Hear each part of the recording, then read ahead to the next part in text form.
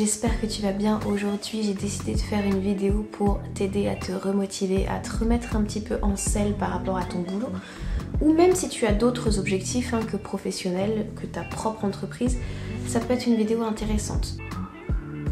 C'est un petit peu chaud. C'est pas une vidéo que j'ai écrite à l'avance. D'habitude je le fais, je planifie un petit peu. Là je me laisse beaucoup plus aller avec le flow, avec ce que j'ai envie de te dire. Et puis on verra bien où ça nous mène. Mon Notion veut pas s'ouvrir, voilà. Ça fait plusieurs fois qu'il me fait ce bug là, je comprends pas trop pourquoi. En tout cas, ce que j'ai envie de te dire, c'est que si tu te sens démotivé, ça arrive. Ça fait partie du métier, ça fait partie du statut d'entrepreneur, notamment si tu es à ton compte, si tu es tout seul, je veux dire, sur ton poste et qu'il n'y a personne pour te soutenir, que tu n'es pas dans une équipe et que globalement tu ne partages pas ce que tu traverses avec quelqu'un. On a tous ces phases-là, elles veulent plus ou moins dire quelque chose. Ça peut t'apporter un éclairage aujourd'hui de pourquoi pas te décider à essayer d'aller voir ce qu'il y a derrière. Parfois ça donne un éclairage, parfois pas du tout. Parce que c'est déclenché par des pensées qui ne t'aident pas, qui ne te servent pas. Admettons, tu as fait un lancement et tu n'as pas de vente. Ça peut te démotiver par la suite, de ne pas voir le résultat de ton travail, en fait, que ce soit depuis une semaine, quelques jours, un mois, plusieurs mois. Ça peut être effectivement démotivant. Ça, je comprends tout à fait. Maintenant, ce qu'il t'est demandé de faire dans ces moments-là, je crois que c'est de prendre du recul sur ce que tu crois, sur ce que tu es en train de croire à propos de toi, à propos de ton entreprise, à propos des gens aussi au sein de ton entreprise. Enfin, je veux dire à propos de tes clients plutôt. Il t'est demandé de faire preuve d'un pas de recul, de moins d'émotionnel pour être beaucoup plus dans la rationalité et dans le est-ce que ce que je suis en train de croire est la vérité? Est-ce que je suis en train de m'aider là? De me poser les bonnes questions actuellement. Est-ce que je suis en train de me tourner vers le progrès à venir? Est-ce que je suis en train de m'enfermer vers le manque de réponses que j'ai aujourd'hui? Ça, c'est un changement qui peut paraître tout simple, mais apprendre à te poser les bonnes questions. Pourquoi je n'ai pas de clients va se transformer en comment est-ce que je peux aujourd'hui aider davantage les gens? Comment est-ce que je peux les rencontrer là où ils sont? Là où ils en sont dans leur entreprise, ou est-ce que je ne suis pas en train de leur proposer de l'aide alors que j'en ai les compétences? Et la question n'est plus la même, à un pourquoi dans lequel on ne peut absolument pas répondre parce qu'il y a trop de paramètres en jeu qui nous sont extérieurs. On se ressente sur ce que nous on est capable de faire, sur là où on est capable d'agir à nouveau. Alors bien sûr, ça va être plus facile avec un coach parce qu'un coach peut t'aider à trouver les bonnes questions et ça va être plus facile si toi-même tu te prends en main dans le sens où tu as l'habitude de travailler ton mindset, tu as mis en place des habitudes mindset et tu sais comment repasser à quelque chose de plus constructif et de plus actif aussi. Parce que l'idée c'est pas de rester dans cet espace d'entre-deux, entre la démotivation parce que tu ne sais pas pourquoi ça ne fonctionne pas ou la démotivation parce que tu n'as pas de résultat. La démotivation, si tu regardes bien, elle ne t'amènera que moins. Ça existe, c'est normal, personne ne condamne ça. Mais si tu fais le choix d'y rester plus longtemps que de raison, en fait tu ne vas pas avoir les résultats que tu attends et ça va faire un effet boule de neige, ça va faire de moins en moins de résultats, de moins en moins d'exposition de ta part, de moins en moins de visibilité, de moins en moins de services de ta part et bah forcément de moins en moins de clients. C'est pas ce que je veux pour toi, donc je t'invite très très vite à passer à l'action, à reprendre un petit peu en main les choses. Alors là du coup on dirait pas que je fais quelque chose d'actif pour mon business, mais en fait je suis en train de préparer le podcast et live, ce sera un peu les deux en même temps là, et que je vais faire juste après. Et c'est important pour moi parce que ça me permet de délivrer l'information sans rien oublier entre guillemets, c'est juste des petites notes.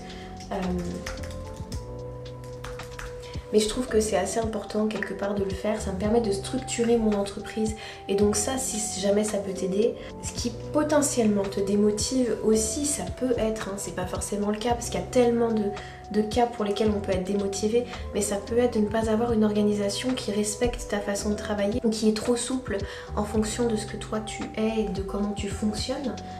L'outil qui m'a vraiment sauvé cette année, c'est Notion. Ça m'a demandé d'amener de la structure dans mon business là où j'avais tendance à être complètement en freestyle quelque part où je faisais en fonction de mes envies etc. Là je planifie, j'organise, ça me permet de garder mes idées au même endroit, ça me permet que ce soit mes rendez-vous, mes coachings, mes idées de podcast, mes idées de vidéos, mes idées de TikTok, bref tout mon travail est organisé et mis en place selon une routine qui m'aide à tenir justement.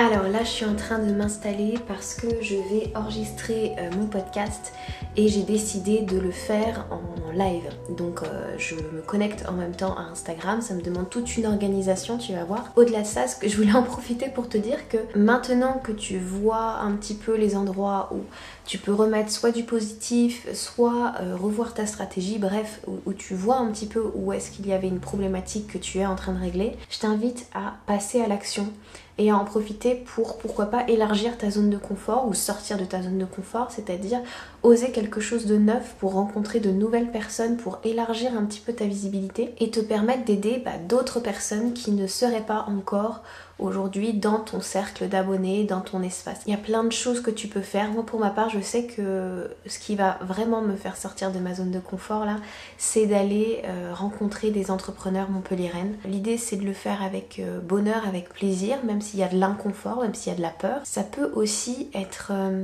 quelque chose que l'on fait en se disant je vais être juste trop fière de moi de l'avoir fait, je vais être heureuse d'être sortie de ma zone de confort, je teste autre chose pour moi-même et pourquoi pas ça peut m'apporter quelque chose pour mon entreprise. Il y a d'autres stratégies en ce moment que je mets en place pour élargir cette visibilité et toucher de nombreuses nouvelles personnes. À ton tour de faire la même chose, si tu vois que pendant un moment ce que tu as fait ne t'a pas amené de résultats, pourquoi pas juste sortir un petit peu de ce que tu fais, mais surtout j'irai vers le fait de continuer à mettre en place des actions. Et là je parle dans un micro qui n'est même pas branché pour l'instant. T'as vu, c'est très chill la vidéo d'aujourd'hui, on sort pas du bureau. Faut dire que j'ai une journée ou 2 jours maximum pour vous tourner cette vidéo, parce qu'après je ne serai pas là, donc je suis en train de vraiment travailler en amont pour mon business. Je déteste faire ça, mais c'est pour passer un long week-end sur Paris derrière, donc allez, on le fait quand même.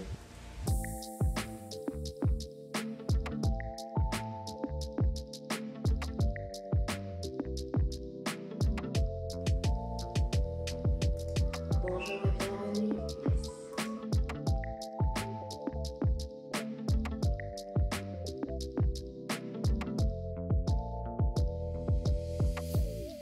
Bonjour et bienvenue dans ce nouvel épisode d'Entrepreneurs Sacrés, le podcast pour les entrepreneurs qui sont fiers d'être reliés.